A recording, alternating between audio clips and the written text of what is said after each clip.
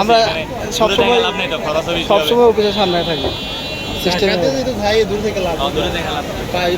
তাও এটা একটু দূরে আছে, মিনিমাম 500 মিনিট লাগে হেঁটে যাবে কাছে লাগে।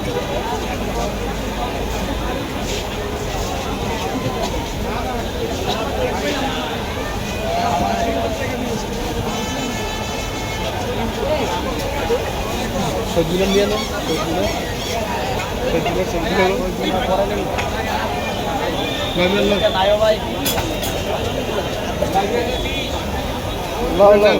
দিয়ে দিল, নিয়ে নেন ভাই।